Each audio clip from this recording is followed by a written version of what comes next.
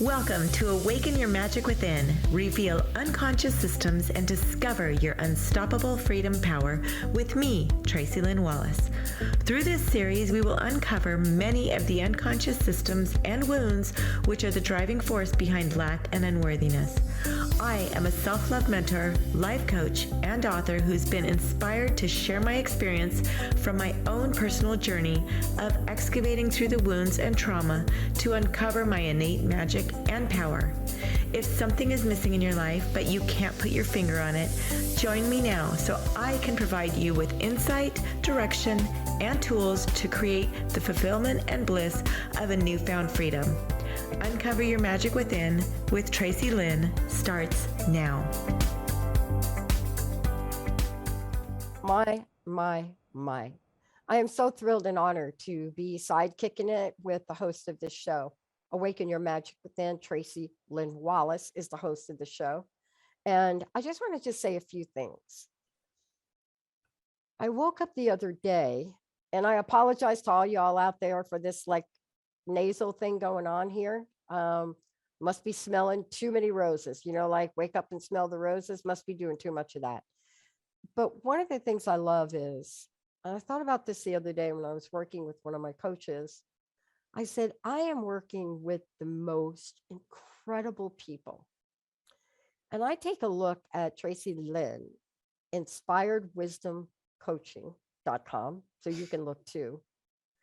And I think about what she does to help people reveal unconscious systems, and they are systems, like they operate together, and then discover this unstoppable freedom power.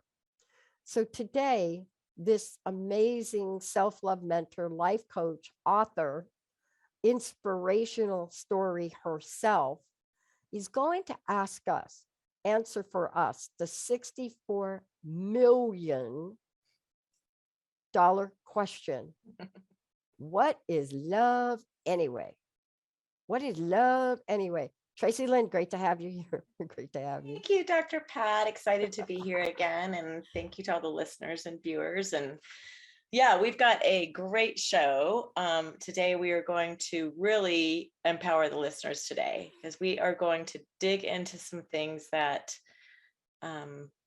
lie deep underneath that a lot of us have no idea, and including myself. I mean, I'm still uncovering things. So, I just want to start asking everybody to think back when they were a kid, and, you swallowed a watermelon seed and your parents were like, don't do that. Now you're going to grow watermelon in your stomach. And, we truly believe that. And what was the other example? That's a good one. Like crossing your eye. Don't cross your eyes. Your face is going to stick like that. And, we believe that. I mean, at what age do we finally go, wait, I don't think that's true?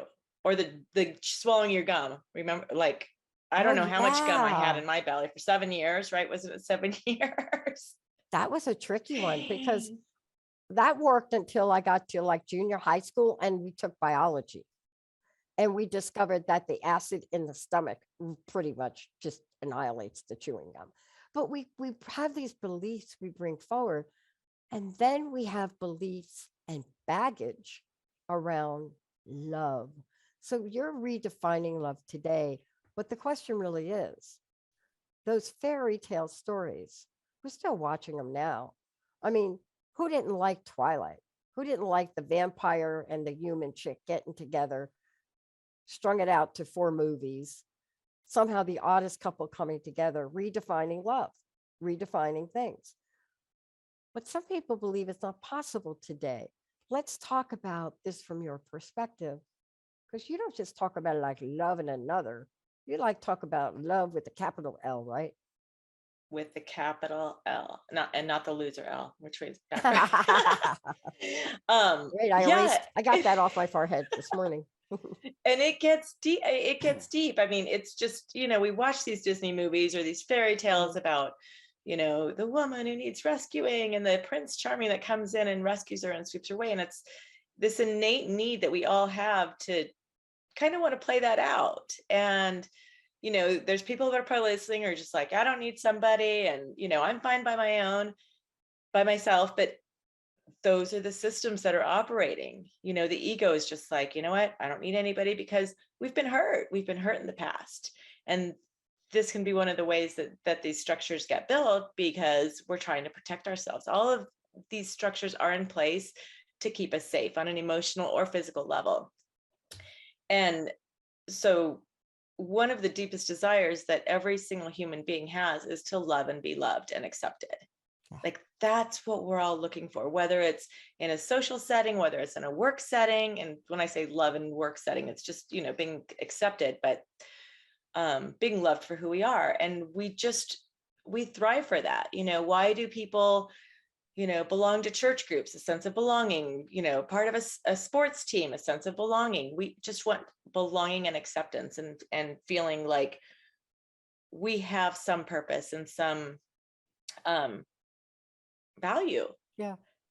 And that's, you know, we roll that through our life, and these are all built, these structures are built from before the age of 7 years old. 90% of what we do on a daily basis is coming from the subconscious mind, which you were, you know, mentioning, these systems. And it's like this captain of the ship that's navigating, that is so deep in our subconscious mind that on a conscious level, we have no idea. And, you know, I'll give a perfect example. I married my husband a year ago, and we'd been together for years before that. Well, as soon as the paper was signed and we moved in together, I kicked into, what did I see love look like? What did I see marriage look like growing up?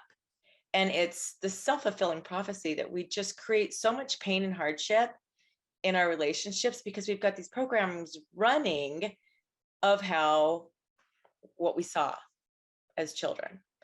And you know, speaking about gender roles, that's kind of the next thing I wanted to roll into. Yeah.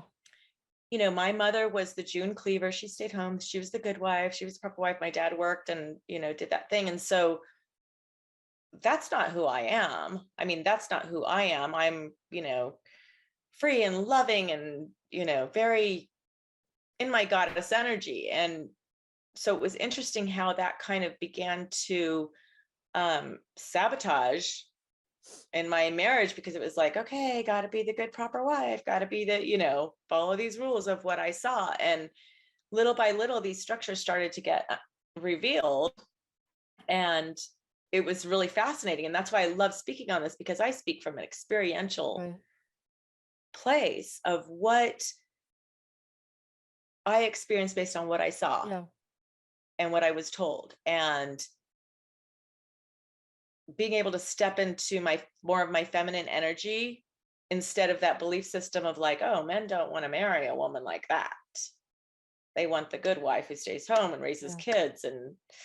And I did that, don't get me wrong, but it was also, I mean, I hope I'm making sense. Like, no, what you're talking about is perfect, because as we redefine love, we're redefining ourselves, and we have been redefining ourselves, especially as women. And it's, you know, it's like an overnight process, but so have men. And, you know, what I love about this conversation is, if you would have told me a bunch of years ago that I would go to Green Lake, let's say here, and I would watch a man walking down the street with their little twin children, just him, the man, that was an anomaly. And now it's not. So we're changing our perspective. You're welcome, by the way, Pat. I know, Benny, I didn't want to call your name. I love you thinking of me. I appreciate that. But I didn't very much so. Okay, I was trying to keep it anonymous, but you knew I was feeling Thanks for chiming in, Benny. Yeah, well, you know. Well, he has twins. He has twins. That's why. So he's that man. Yeah, thanks. It is such an amazing shift, but we have to really look at how to create a new narrative, a new fairy tale. And, you know, I say fairy tale tongue in cheek almost, because we have to have a little bit of excitement about what we want, right? As opposed to, let me put it in my phone, put in a few variables and have somebody spit it out. But a lot of us now are children of broken homes. Mhm. right? Uh-huh. And so without that model, don't we have to create a new model? Don't we have to look at gender roles? Don't we have to look at what Absolutely. acceptable and how to accept love is all about? Because you're right, you can't take a book off a shelf. Tracy, then you got to talk about this from your own experience, right? Oh yeah. Yeah. I mean, it's fascinating. You know, there's the old Bible verse, love is patient, love is kind, love is, I can't remember what it is, Corinthians, something or other, but you know, that's the template of what we think love is. But something that came, you know, barreling to the forefront of my mind going through this process is Mhm. that's not what I was raised with. I was raised with love hurts and love is painful and love is shame and love is guilt. And, you know, you truly start to accept that as love. And one thing that I would encourage listeners to do is, you know, write down what they think love is, right? What the world has told us, and then stop and think back at their childhood and write down the way love was shown to them and how they saw their parents treat each other, how they saw their parents treat them, and like write down that list. And that was really eye-opening for me, because then we continue to play those out in our relationships. You know, why do you think battered women can't leave the man that's battering them? Because there's a part of them that believes that that's love. If he's yelling at me, if he hurts me, that's love. Yeah. And I just want people to start breaking free from these systems and seek the real truth, and not this dysfunctional truth that we believe is our reality. As I always say, like, forget what you think you know, because we think we know, and it's in the subconscious. You don't know. We don't know. Yeah. I mean, but part of this is, as we look at this journey and you talk about this today, you know, we're talking about this idea of love transcending another person, because what we're about to talk about in this show as well, right, is love, success, and happiness. So we're redefining it. Why? Because it is a time to awaken your magic. And we know when that spark or that flame starts to dwindle out a bit, and people don't know what to do with it, right? And so, what was it about love, success, and happiness, you know, that brought you to the forefront, right? To get Mhm. underneath some of these childhood programs? Because it isn't just love, is it? No. Where we're telling ourselves, you're this, you're that, yeah, like all that, right? Mhm. It's more than that. Yeah, it is. And it's that magic. It's that magic that Mhm. we were born with, that was just knowing who we are and knowing what we deserve and knowing the power that we carry. Mhm. And all these belief systems start to darken that and hinder it. And you know, I kind of described, I don't know if I said it the last show, it's just, you know, Mhm. you've got this beautiful diamond, and we've got all these belief systems that were piled on top of it, which is kind of like mud. And then we put a pretty coat of paint on it, which is the big house, the nice clothes, the um, you know, put together look, the golf club membership, whatever it is. And it's like, that's the coating, right? That's what we want everybody to see on the outside, when underneath that true magic has been buried by these belief systems. And so once we start tearing apart those layers, right, identifying our false self, this image facade that we put together to cover up that pain and those wounds that we've got, then that's where that magic shines through. And that magic brings you all of those things that you want without having to hide behind them. Does Yeah, that make sense? it does. And then the part of it that I love is, let's just talk about this for, if we could, because this rolls in to success and what our view of success is. And success is almost like that cartoon where the kids are in the car. This was actually my family. When my dad used to lie, he used to tell us it only took 4 hours to get to Virginia, like from Jersey. No, that was not true. So at about 3 hours, we're like, are we there yet? Are we there yet? And so this is interesting to really talk about, because we tie in what you're talking about, these values of love and love affect into how much we can achieve, the never ending journey for the bottomless pit of success. But I want to get back to something you said. Does love really hurt? See, it's kind of like, that's like an oxymoron thing, that statement. Love hurts. Isn't there a song like Love Hurts? Cheap Isn't that Trick. like a song? I think it's Cheap Trick. Right. Does love hurt? Really?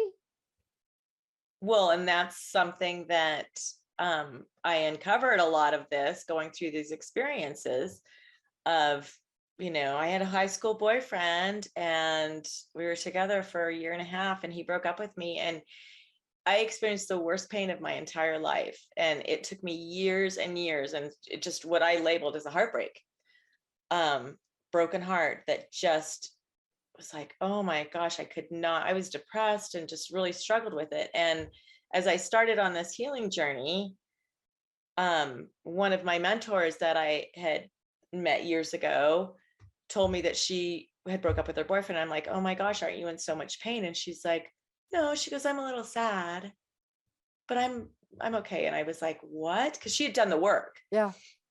And I explained to her my thing, and she goes, oh honey, she goes, that wasn't a heartbreak. That was your abandonment getting re-triggered. Yeah. And I was like, what? And so right then I was just like, I got to get to the bottom of this. And I realized like, that's what it was. And so that pain when somebody leaves us or breaks our heart is really that rejection or that abandonment pain that comes from our childhood or past experiences, or the father that left and never came back, or the mother that went out to buy milk and, left you with a friend and you never saw her again. Yeah. Let me give you an example because this is so precise. See, we get these signs somewhere along the way.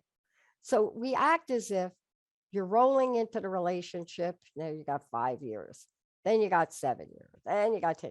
So you're rolling in, everybody else around you is seeing things, right?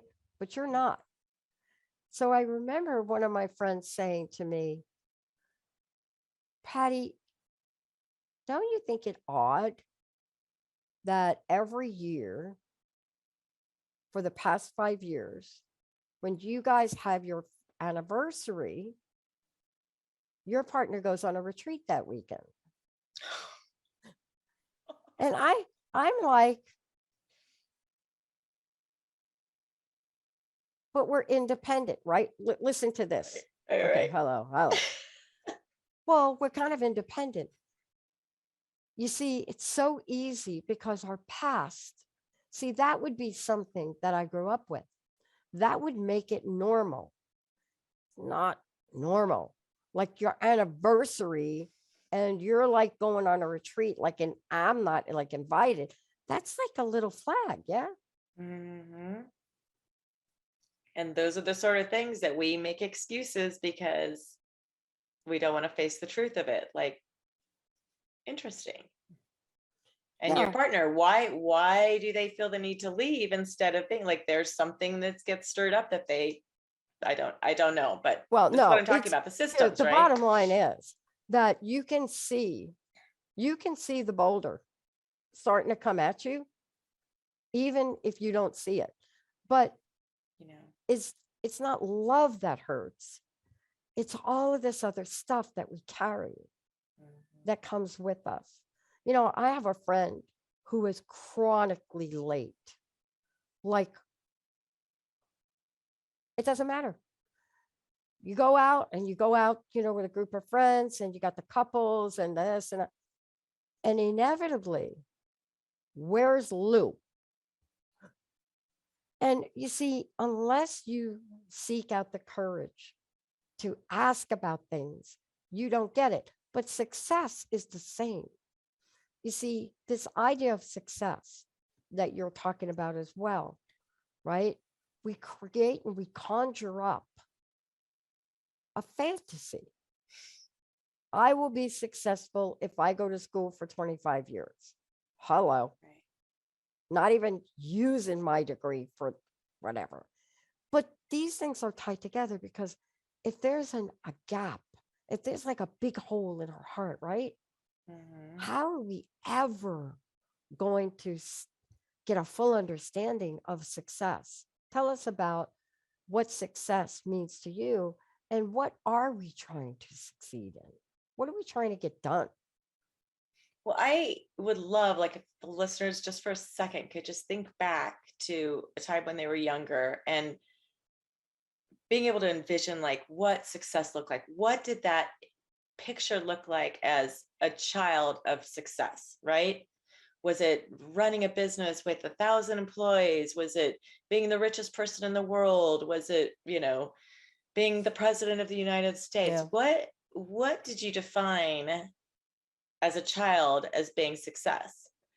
And then fast forward now to where you are in your life. And, for example, Dr. Pat, what is success? What does success look like right now? So for me, now I've had to go through the false sense of success, right?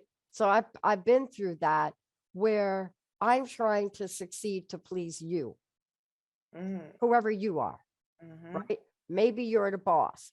Maybe you're the spouse. Maybe you're my mother. Maybe you're my dad, right? Now, my dad, you got to love my dad because no matter what time I used to call him when he was living, what do you think the first question out of dad's mouth? This will tell you what dad valued. First question out of dad's mouth was, how much money you making now? Right? But I knew it was coming. Mom, on the other hand, not. And so the way I define success now for me, this is a tough one.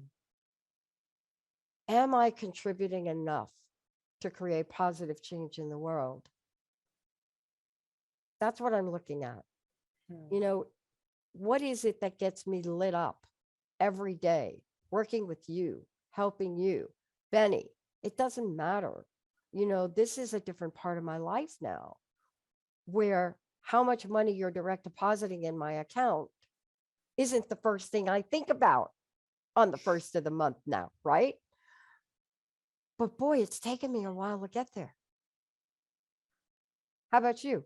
And I think it's what we've seen. And my husband and I, we just got back from a fabulous week-long trip in Mexico. Last night we got back and we booked the trip, I think 2 weeks before. And this leads into my story.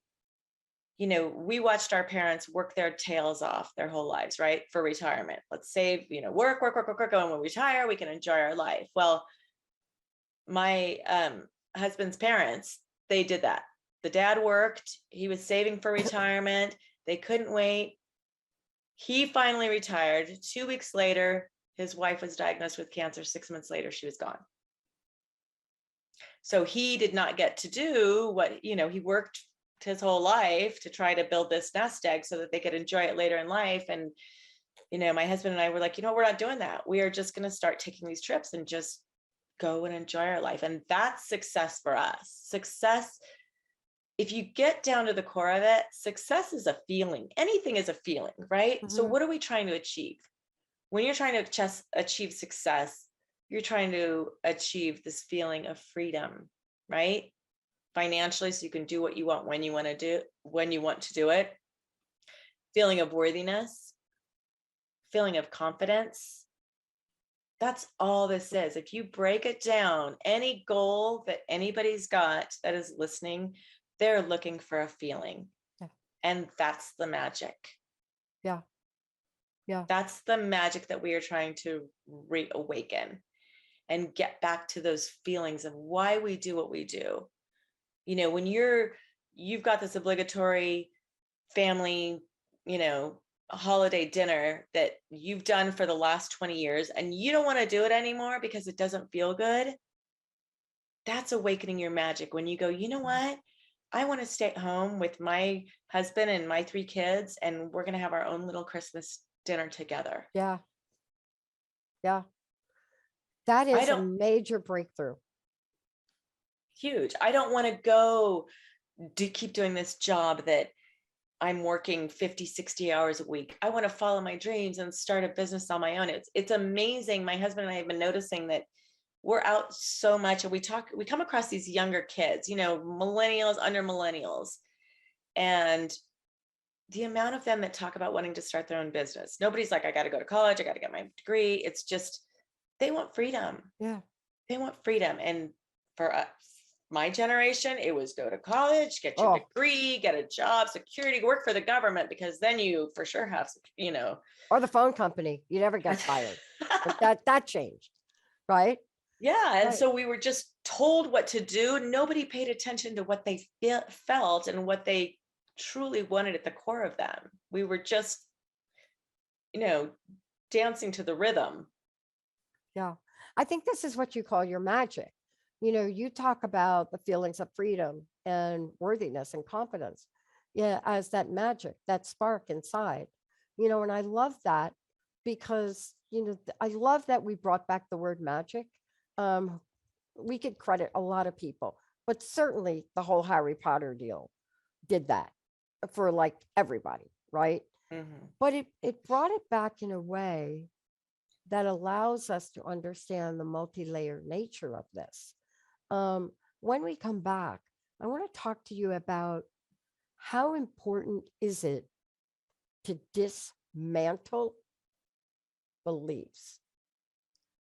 Dismantle. So at what point when my dad asked me that question, it didn't matter.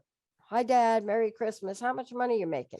At one point, what was it that I did or said to him? And how did he react to the day I let him know that I got fired? Let's I take want to a short hear. break. Yeah, Tracy Lynn, how do people find out about you? Let's give them your information. I am on Instagram at inspiredwisdomcoaching.com, or I'm sorry, Inspired Wisdom Coaching. And then also my website. And I would love, for anybody to join onto my VIP list, where I make this information available at www.inspiredwisdomcoaching.com, inspiredwisdomcoaching.com. And I will also share courses and workshops that I have coming up. And if you go to inspiredwisdomcoaching.com/breakthrough, I am offering a free guide to shattering limiting beliefs around love, health, and success. I love it. We're going to take a short break. When we come back, what are the beliefs that maybe you're holding on that we got to tease apart? When people cook, like the chefs of the world, my uncle was a chef, they used to talk about deconstructing meal, like deconstructing chicken parmesan and creating a deconstructed version of that. First of all, why'd they do that? I don't know. But there's something you learn from that. There's something you learn from deconstructing and dismantling. Let's take a short break, Benny. We'll be right back.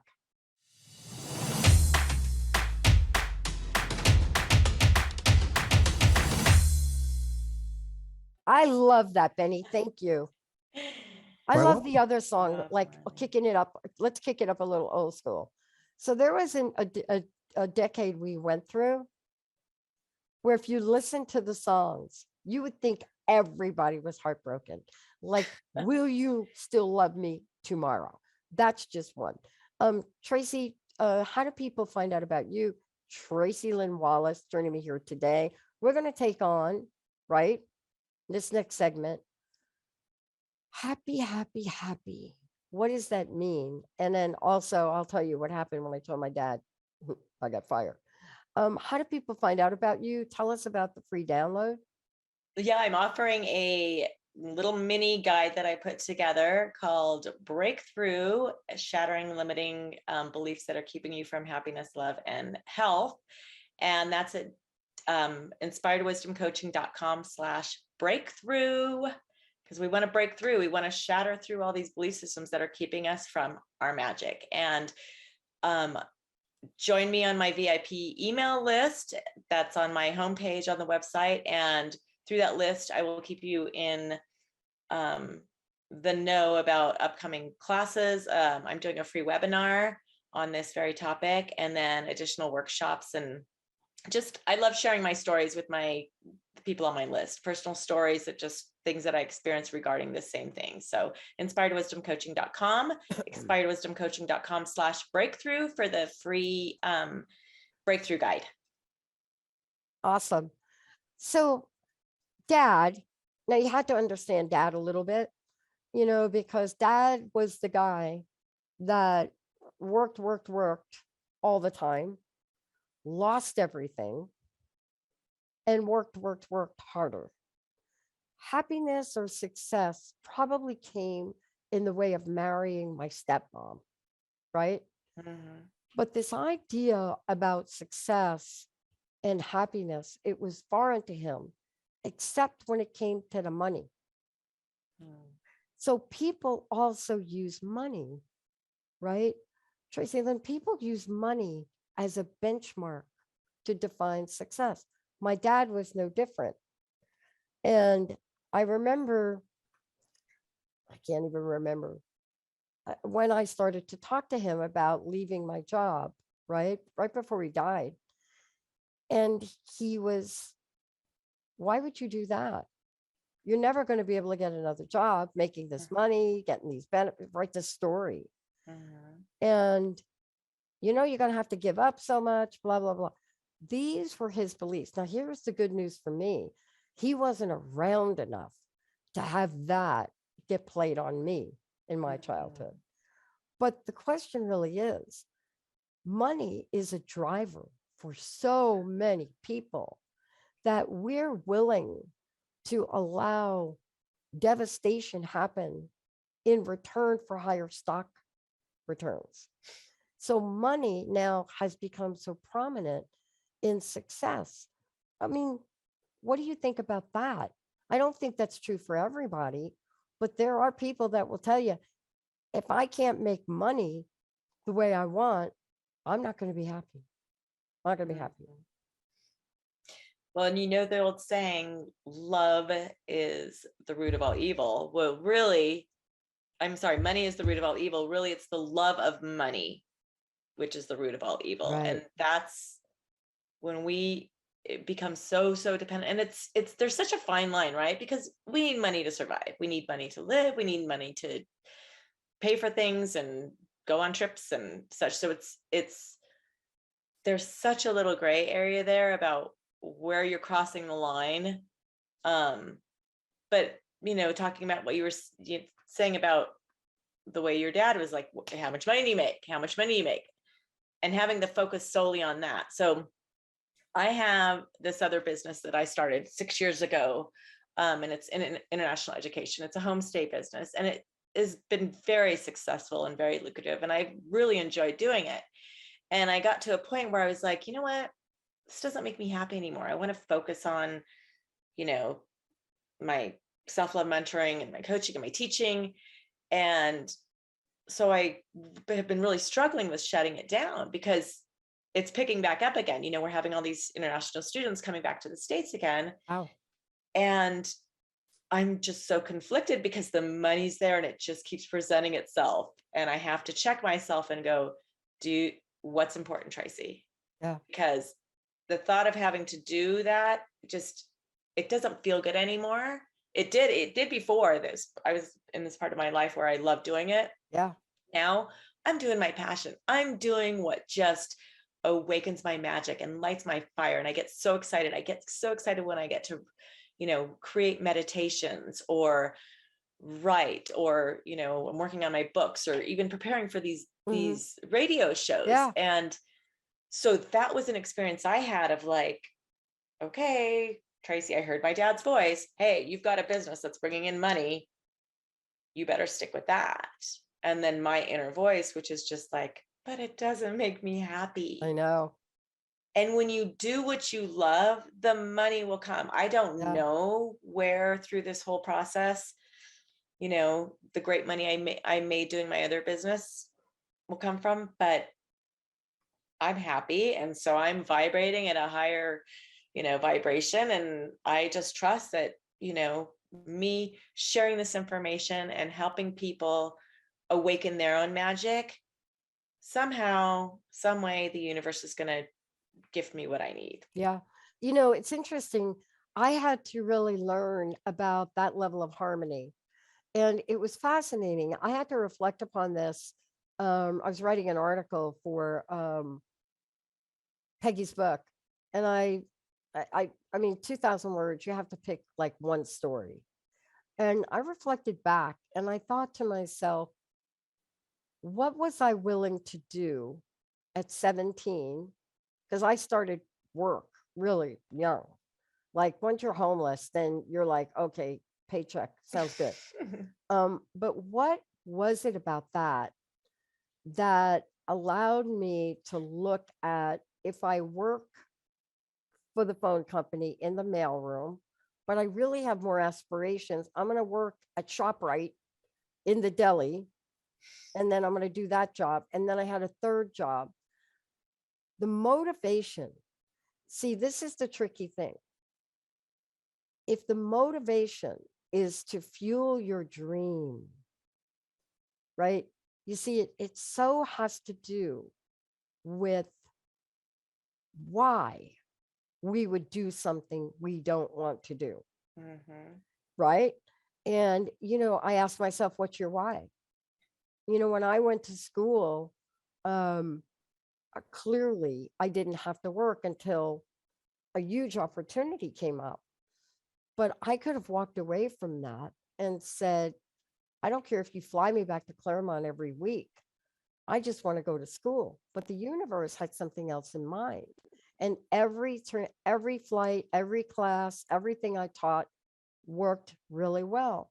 But I had these two things that were on a parallel path, and they were not on a collision path. See, isn't that the difference? You know, we have to figure out what's underneath, why we would do something. And that's really hard for people. You know, that the latest employment statistics are showing it. People are not going back. Mm-hmm. They're not going back to their old job. If they don't have to go back, they're like, oh, maybe I don't want to go back to my, maybe they're looking, they had time to look. And I hear more stories like that from COVID than ever. It's like, I had somebody that I talked to, what was the business she started? It was a little odd. It was a welding business. She had a clerical job, I think selling phones, like cell phones, and she loved to weld. And so it was interesting to really hear how many people are taking a step back in their lives so they can take a step forward. Isn't that what you're talking about? To take that introspective look and make your decision, just like you walked us through. You just literally walked us through your decision process. Now, you may go do that job because maybe doing that job is going to get you the Harley Davidson that you're going to buy for me. Yeah. So that would be a reason for you to go I do might. I would highly encourage you to go do that job. But you see, isn't that at the crux, to be able to make decisions without baggage? Absolutely. And it's just, this is the dismantling of these systems that are in play, and the parental voices and the voices of society of what it's supposed to look like. The times have changed so much, and COVID was such a gift in so many ways. Yeah. And not everybody can see that, but it shook everything up. It shook everybody up and caused people to wake up. You know, we're coming into this new earth and this new way of looking at things, and tired of going through the, on the hamster wheel, and tired of, waking up and making somebody else money. That's why I tell my kids, I was like, I encourage you, start your own business. Because if you're not working for yourself, you're working to make somebody else rich. And, they've all got that entrepreneurial spirit. And so I know eventually they will all have their own business. They saw me working, doing my own business, having the freedom to pack up and go on staycations or, get away for a long weekend. And then, Did you just call it like a staycation? A staycation. When you live in Scottsdale, Arizona, you just go to the fancy place and stay for a night. They have great deals. And Yeah, like here in Washington Yeah. State. Yeah. OMG, right? And that's why I think about it because, I think about how many people have said to me, and I have to try to overturn this belief. So dismantling, right? Mhm. So one of the dismantling beliefs is that I'm busy, but not busy fueling a dream. Like this Mhm. word busy in a negative way. And I've said to Linda, Jessica, Jacob, Olivia, everybody, I'm like, please don't tell our clients how busy I am, because without telling them how jazzed I am about what we're doing, it's Yeah. not busy because I'm desperate. It's busy because I want to be engaged. There's a difference between the energy of that, right? And you can be engaged / busy and still be happy. Hello, happy. I'm happy. I'm like a happy There dudette, you go. right? But isn't that fun? Isn't that the alchemy that we have to find? Talk about that, because we have so many rules, regulation, guidebook, general instructions, right? That we forget how to find out what the heck is in my heart. Oh my gosh. And that's like, I just want to share one story when you talk about Yeah. rules and regulations. So we're down in Mexico, right? Walking along the beach. Hey, do you want to get a massage? $20 for a 70-minute massage. $20 No. on the beach. Whoa. And these gals were amazing. They were, we got a massage every day at that price, but they were amazing. And I thought, isn't that fascinating how in the US, there's all these rules and regulations of what you need to do and and this got to be this way and that way and that way. And you come into a different country and it's so different. And these young gals are doing these massages and they didn't have the money to pay for a education to follow their dreams of what they want to do, but they're doing it. Yeah. And we get so limited by the rules and regulations. And the part of the reason that I wanted to be a life coach, I wanted initially to be a counselor, and then I was like, oh wait, I can be a life coach and I don't have to go through all the psychological understanding, because for me, I teach, I coach based on experience. And Yep. and so I don't want to upset anybody who's psychologist or certified counselor or licensed counselor, but that just for me was like, how can I help people through my own personal experience? Yeah. I'm one of those people, and I'll tell you, I walked away from a clinical practice because my hands would have been handcuffed to do what I wanted to do to help people.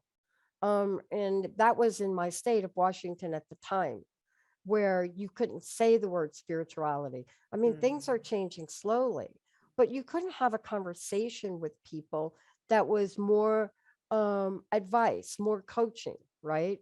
It was Mhm. more, how do you get on with the life that you have now? What do you do to fill your cup? And so we've just, as a society, we want to give ourselves all these little letters after our names, and we want to do a whole lot to demonstrate our credentials, which is really important in the scheme of things. Yeah.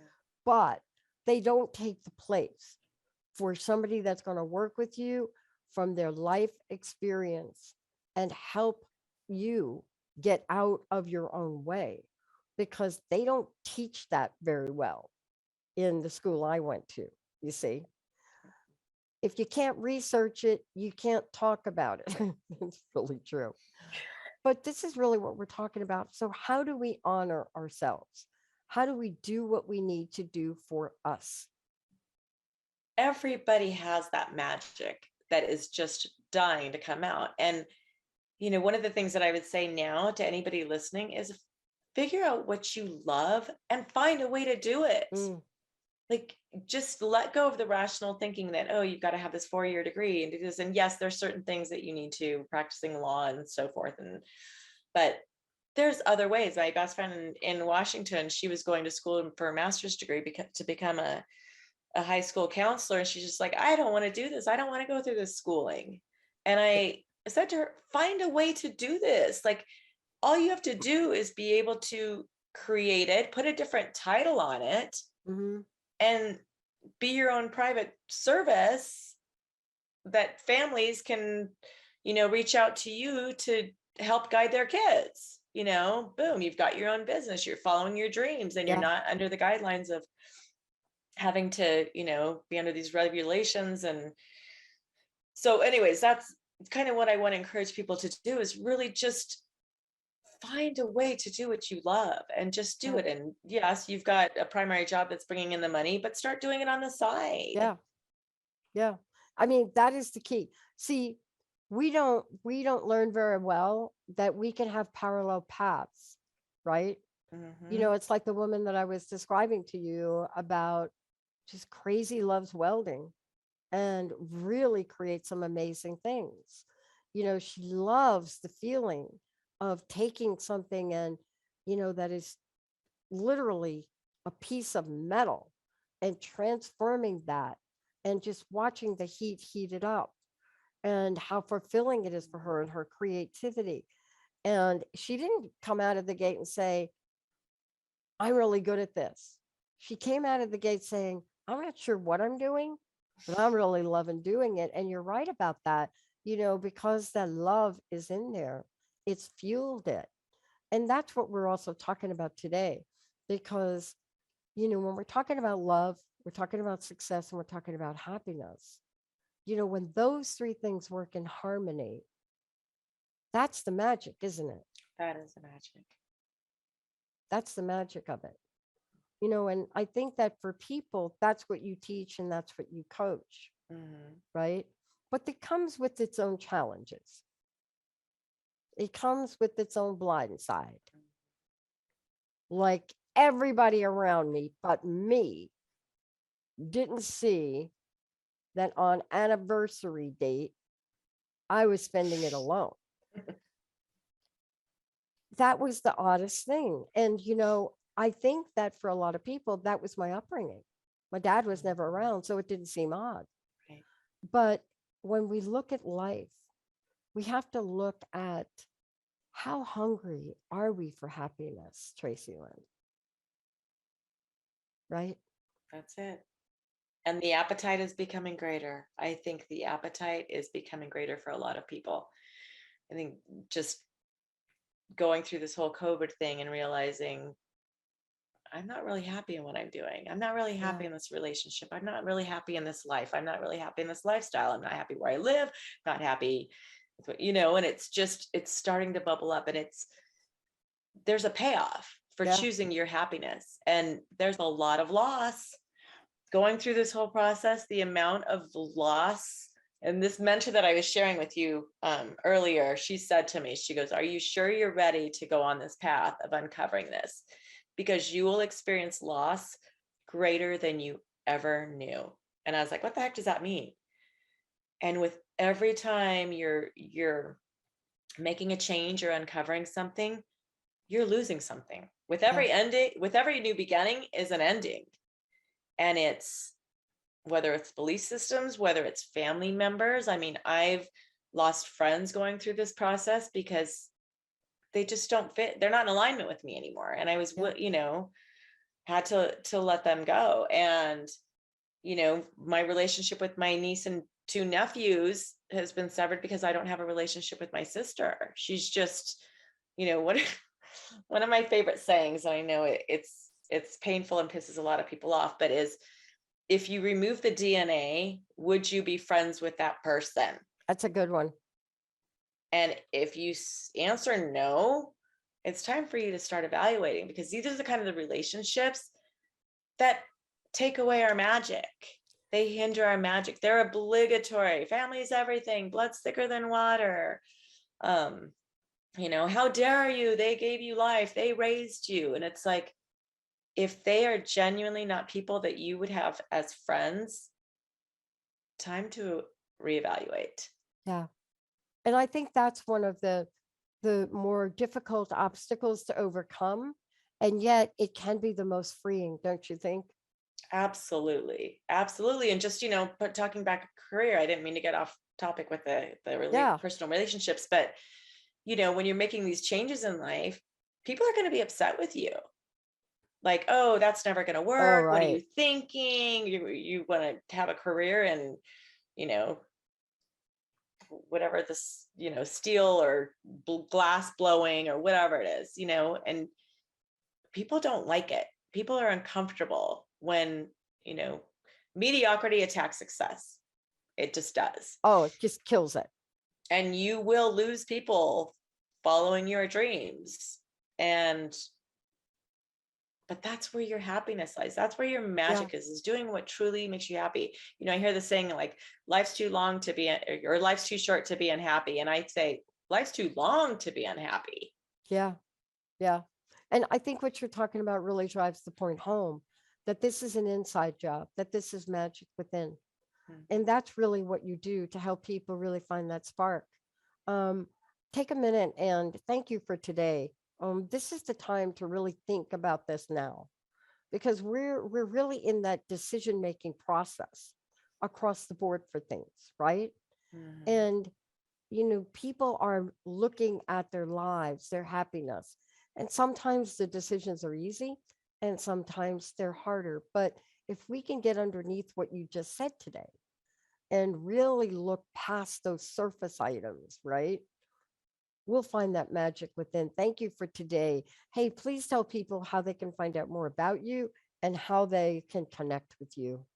Thank you. This was wonderful. I'm at inspiredwisdomcoaching.com. You can message me or email me through there, contact me if you would like any services. And then also my free giveaway at inspiredwisdomcoaching.com/breakthrough for my guidebook that kind of recaps everything that we've gone through with some additional deeper limiting beliefs in there. What's your personal message? What do you want to leave us with today, Tracy Lynn? Oh my gosh. You know what? I'm going to say this. Be the thermostat, not the thermometer. When That's you're the what I'm talking thermostat, about. you are managing. When you are the thermometer, you are just fluctuating based on circumstances around you. Everything else around you. If the sun comes out, you're all warm. If the sun goes in, you're freezing. Tracy Lynn, thank you so much for today. Benny, we're going to take a short break. We're not done yet. We'll be right back with the Dr. Pat Show, and we'll be right back with a very special conversation and topic. Why wait? You've been listening to Awaken Your Magic Within with Tracy Lynn Wallace. Join me every first Tuesday of the month at 10 a.m. Pacific, 1 p.m. Eastern on transformationtalkradio.com to awaken your underlying power by shattering unconscious limiting beliefs which have been influencing your life. There is an innate part of you that thrives for love, happiness, and success. It is your birthright. The choices you make now have the ability to empower you to see things from a higher perspective. We'll see you next time. Visit me at inspiredwisdomcoaching.com. That's inspiredwisdomcoaching.com.